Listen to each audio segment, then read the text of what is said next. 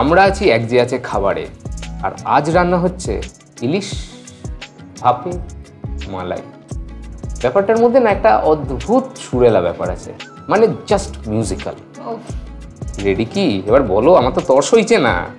হ্যাঁ প্রায় রেডি, কিন্তু আমার আর একটা উপকরণ বাকি আছে মেশাতে এখনো? হ্যাঁ। কোন উপকরণ? মালাই, নামের নারকেলের দুধ। একদম। আচ্ছা আচ্ছা, এবার তাহলে দিয়ে দেবে ওটা? হ্যাঁ ওকে, দিয়ে দিই। ঢাকাটা খুলে আমি পুরোটাই দিয়ে দেবো। পুরোটাই দিয়ে দেবে? আচ্ছা, এই দিয়ে দিলে এর মধ্যে বেশ একটা ক্রিমি ক্রিমি ব্যাপারটা হবে। হ্যাঁ ওই তো মালাই। আহা, ইলিশ মাছের ভাপে তার উপর মাখো মাখো ব্যাপার, জাস্ট কিছু বলার নেই। এবার আমি একটু সরষের তেল দিয়ে দেবো এর উপরে। আচ্ছা, মানে আমি এটা কি ফর গার্নিশিং?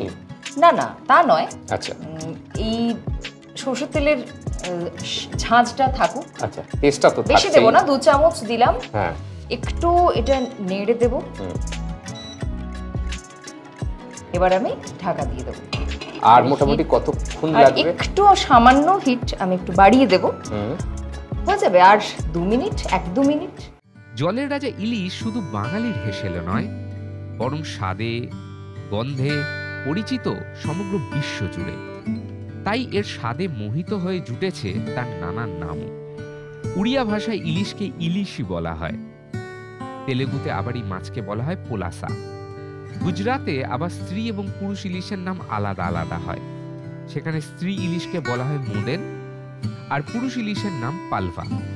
যদি পড়শি দেশ পাকিস্তানে চোখ রাখা যায়, তাহলে দেখা যাবে সিন্ধু ভাষায় এই মাছের নাম হলো পাল্লা।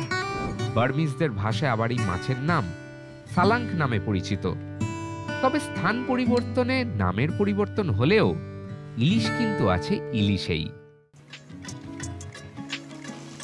রান্না আমার মোটামুটি রেডি হয়ে গেছে। এই অবস্থায় আমি গ্যাসটা অফ করে দেব। কালারটা কিন্তু দুর্দান্ত হয়েছে বলছো? একদম একদম একদম। তো ইলিশের স্বাদ আর গন্ধ মিলেমিশে ইলিশ মালাই ভাপে কেমন হয়েছে সেটা তুমিই টেস্ট করে বলবে। তার আগেই মাছটা সাজিয়ে দিই। কেমন সাজাবে? তোমাকে দাঁড়াও একটা পাত্র দিই। এই নাও। বাহ, দুর্দান্ত কিন্তু প্রিয়াঙ্কা, স্মেল আসছে মাছটা থেকে। আজকের এক যে আছে খাবারে এপার বাংলা ওপার বাংলা জুড়ে ইলিশ মাছের গল্প। এখন বলি মেদিনীপুরে কেমন করে ইলিশ মাছ রান্না হয়। হ্যাঁ, সেখানেও মালাই, তবে কি নারকেল নয়, ডাবের মালাই। ডাব খাওয়া হয়ে গেল? না, এই ডাব খাওয়া যাবে না, জলটা রেখে দিতে হবে। তারপরে তার মালাই একটু শক্ত থাকা মালাই, খুব নরম নরম নয়, বার করে নিয়ে বেটে নিতে হবে কাঁচা লঙ্কা এবং একটু ভাজা শুকনো লঙ্কার সঙ্গে। কিছুটা মালাই বেটে লঙ্কার সঙ্গে তেলে দিয়ে হালকা করে সাঁতলে নিতে হবে। আগুনটাকে একটু কম আঁচে রেখে একটা খুব সুন্দর গন্ধ বেরোবে।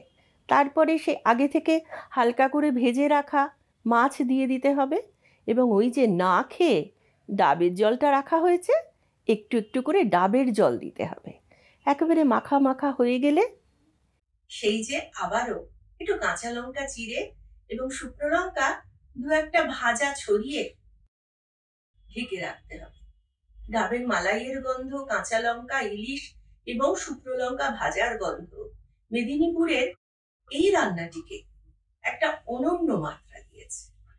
স্মেল যদি ভালো হয়, আর ইলিশ মাছ এমন একটা জিনিস জানেন তো, আপনি বাড়িতে রান্না করছেন, আপনার আশেপাশে পাড়ার লোক পাড়াপড়শি সবাই জেনে যাবে, কারণ ইলিশ মাছের গন্ধটা এমনই। ঠিক বললাম তো?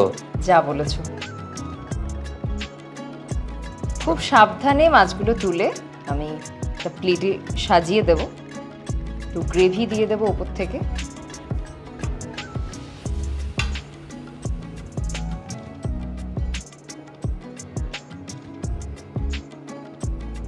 আচ্ছা, কাঁচা লঙ্কা দিয়েছি আমি সাজানোর জন্যে। ওপরে বোধহয় একটা কাঁচা লঙ্কা দেওয়ার প্ল্যান করছো, তাই তো? একটু আমাকে কাঁচা লঙ্কা নিয়ে নাও। ছোট কাঁচা লঙ্কা দিয়ে সাজিয়ে দেব।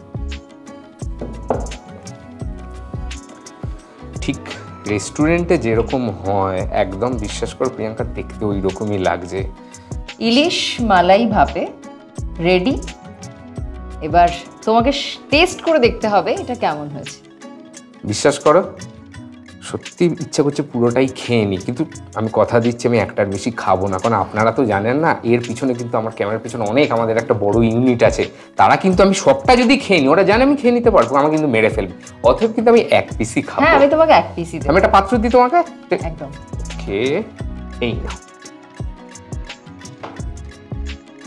এতক্ষণ যে শুরু থেকে যে আমি ওয়েট করছি খাওয়ার জন্য, এতক্ষণে এলো সেই মাহেন্দ্রক্ষণ যে আমার পাতে আসছে ইলিশ এবং সেটা আমি টেস্ট করব।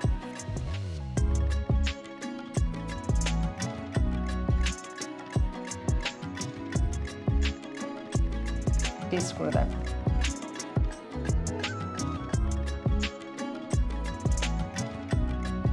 চামচ ইউজ করছি না, মাছ তো আর ইলিশ মাছ তো চামচ দিয়ে খাওয়া যায় না, অতএব হাতের আঙুলগুলোই দরকার। একদম হাতের স্পর্শে এবং জীবের স্বাদে ইলিশ। বেশ গরম, ইলিশ মাছ তো গরম গরমই ভালো লাগে।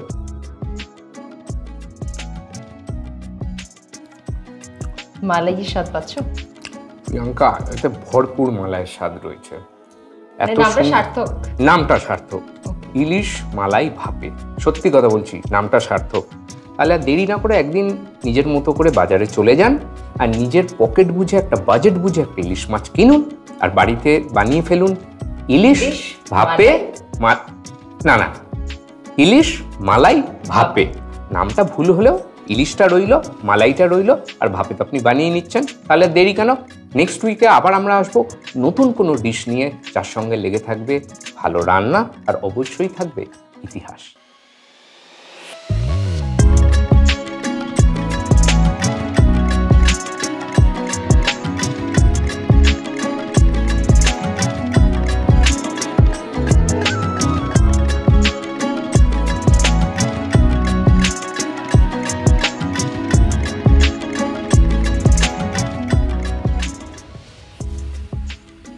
গ্রাম বাংলার মা ঠাকুমার বানানো খাবারের রেসিপি কি আপনার জানা আছে?